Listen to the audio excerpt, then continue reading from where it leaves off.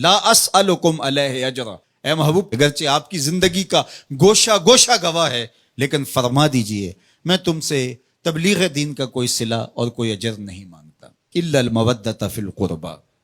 لیکن میں تم سے ایک چیز کا مطالبہ کرتا ہوں، اور وہ یہ کہ میرے قرابت داروں سے تم نے محبت کرنی ہے۔ اب سوال یہ ہے کہ جب تبلیغ دین کا کوئی صلہ نہیں مانگا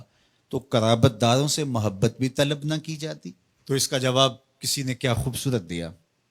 اس نے کہا کہ جو اہل بیت سے محبت طلب کی گئی ہے،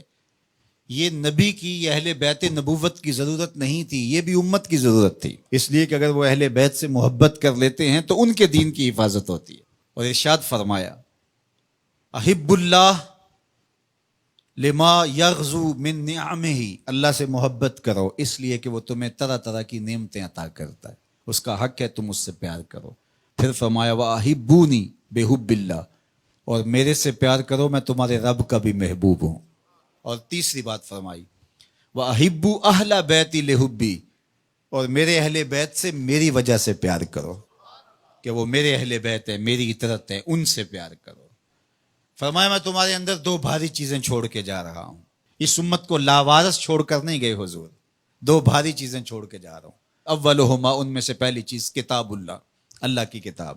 فیہ الہدی والنور فخذوا بکتاب اللہ واستمسکوا بہ، فرمایا اللہ کی کتاب ہے جس میں ہدایت ہے، جس میں روشنی ہے، جس میں اجالے ہے، تمہاری زندگی کو اجال دے گی یہ کتاب، اس کو مضبوطی سے پکڑ لو، چھوڑنا نہیں۔ ابھارا، اس پہ ترغیب دی۔ پھر فرمایا وَأَهْلُ بَيْتِي، اور میرے اہل بیت، اور 3 مرتبہ فرمایا اذکرکم اللہ فی اہل بیتی، اذکرکم اللہ فی اہل بیتی، اذکرکم اللہ فی اہل بیتی۔ صحیح مسلم کی روایت ہے، میں اپنے اہل بیت کے حوالے سے تمہیں اللہ سے ڈراتا ہوں، میرے اہل بیت کے معاملے میں کوتاہی کا ارتکاب نہ کرنا۔ اچھا میں آپ سے پوچھتا ہوں، جب قرآن مجید موجود ہے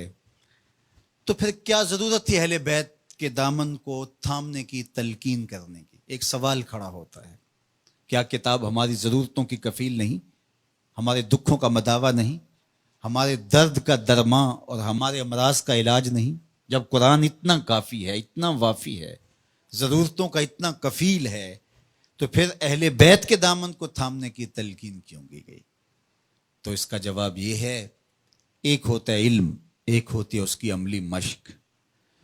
ایک ہوتی ہے تھیوری، ایک ہوتا ہے اس کا پریکٹیکل۔ اگر اسلام کی تھیوری دیکھنی ہے تو قرآن موجود ہے، اگر پریکٹیکل دیکھنا ہے تو کربلا کے تپتے ہوئے ریگزار میں حسین ابن علی کا کردار موجود ہے۔ دونوں کے دامن کو مضبوطی سے تھام لو، اور فرمایا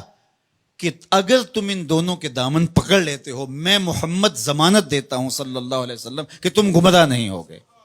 یار میرے حضور نے تو ضمانت دی کہ ان کو تھام لو تو تم گمراہ نہیں ہوگے، ہم 73 گروہوں میں بٹ گئے، فرقہ فرقہ ہو گئے، میرے حضور نے تو ضمانت دی تھی کہ تم تھام لو گے تو گمراہ نہیں ہوگے، ہم گمراہ کیسے ہو گئے؟ تو صاحب گمراہ اس لیے ہوئے، کسی نے قرآن کو چھوڑ دیا، کسی نے اہل بیت نبوت کے دامن کو چھوڑ دیا، کسی نے قرآن ہاتھ میں اٹھا کر کے دہائی دی یہ قرآن ہے،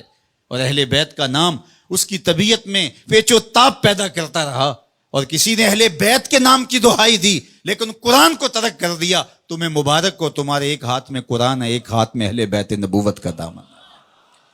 دونوں کے دامن کو تھام لو گے تو تم کامیاب اور بامراد ہوں گے۔ اور کہا یہ دونوں الگ بھی کبھی نہیں ہوں گے، تم دیکھ لو گے، قرآن سینے کے اندر ہوگا، حسین سینے کے اوپر